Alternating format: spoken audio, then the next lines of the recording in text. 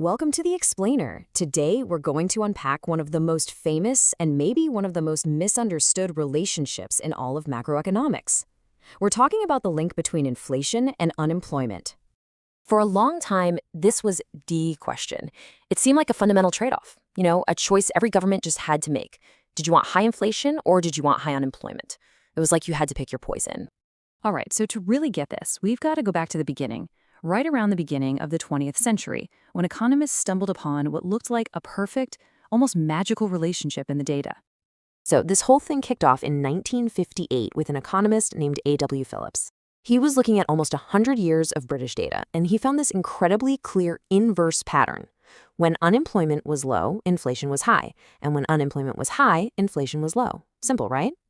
Well, just 2 years later, a couple of other economists, Samuelson and Solow, found the exact same thing in the US, and they gave it its famous name, the Phillips curve. Now, this idea was a huge deal in the 1960s because it seemed to work like a charm. Seriously, for policymakers, it was like they'd been handed a control panel for the economy. They thought they could literally pull a lever to get unemployment down, and they just had to accept that the inflation lever would go up. It felt like they had this neat little menu of economic options to choose from. And the logic behind it, what's called the wage price spiral, just made so much sense. It's pretty intuitive. When unemployment is low, companies are all competing for a small pool of workers. That gives workers bargaining power to demand higher wages. Then, the companies, wanting to protect their profits, pass those higher labor costs on to you and me in the form of higher prices. And what happens next? Well, we see prices going up, so we ask for another raise, and the whole cycle just keeps on spinning. So for about a decade, this was gospel. It was the central guide for pretty much all macroeconomic policy. But then we hit the 1970s, and this super reliable economic rule, well, it seemed to just poof, vanish into thin air. Yeah, what went wrong? The relationship that had guided an entire decade of policy just fell apart.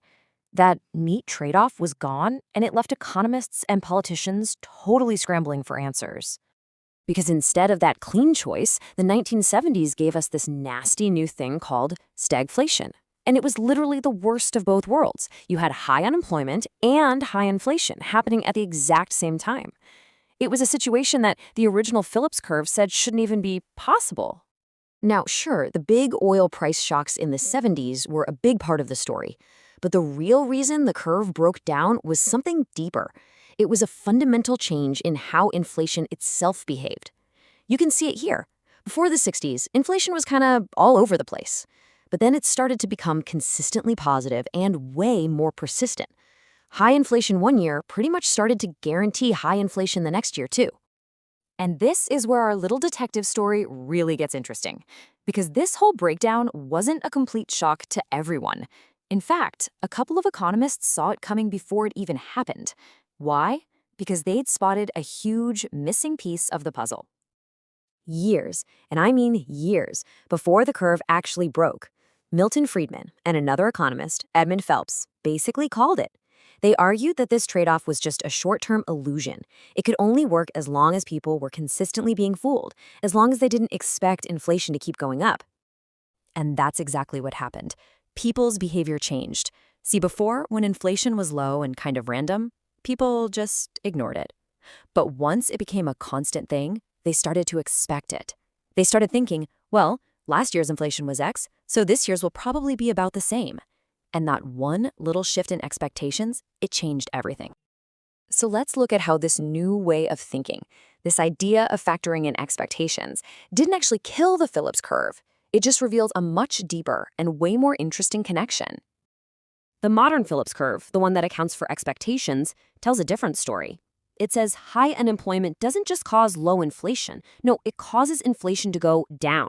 And low unemployment doesn't just cause high inflation, it causes inflation to speed up. It's all about the change in the rate, not the level itself. And check this out. When you actually plot the data this way, the relationship just magically pops right back into view. Since 1970, there's been this clear negative link between the unemployment rate and the change in the inflation rate. The Phillips curve wasn't dead, it had just evolved. This new and improved understanding led to one of the most important concepts in all of modern macroeconomics. Think of it as a kind of speed limit for the entire economy. It's called the NAIRU. It's a bit of a mouthful. The non-accelerating inflation rate of unemployment. It's also called the natural rate of unemployment, and that speed limit analogy is perfect. It's the specific unemployment rate that keeps inflation steady, not speeding up, not slowing down, just cruising along. So this gives us a whole new way of looking at things.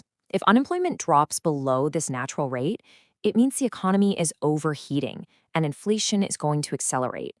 If unemployment is above that rate, there's slack in the system and inflation will tend to fall. Suddenly, the goal isn't just to get the lowest unemployment number possible, it's to get unemployment close to this stable, natural rate. But, and this is a really big but, this so-called natural rate isn't some fixed universal number written in stone. Not at all. It's shaped by the specific way a country's labor market is set up, its demographics, all sorts of things. And it can and does change over time. Take the US and Japan, for example. Japan's natural rate has historically been way lower than the US's, and part of the reason is its labor market. Just look at this table. There's so much less job hopping in Japan. This lowers what economists call frictional unemployment. That's just the normal churn of people moving between jobs, and that helps give them a lower natural rate overall. And even inside one country, like the US, this rate moves around. Economists figure it actually went up a lot from the 60s to the 80s, probably because you had a ton of young baby boomers entering the workforce. Then, in the 90s and 2000s, it looks like it fell again, maybe because of things like globalization, an older workforce, or even the rise of temp agencies. So let's wrap this all up. The story of the Phillips curve is this fantastic lesson in how economic ideas have to adapt. We started with what looked like a super simple, stable choice between inflation and unemployment. But that whole idea shattered when people's behavior, specifically their expectations, changed. That led us to the modern curve, which shows that unemployment really affects the change in inflation. And that, finally, led us to this crucial idea of a natural rate of unemployment, an economic speed limit that's not even constant itself. And that leaves us with one final, big question to think about. The journey of the Phillips curve shows that these economic relationships aren't always like the laws of physics.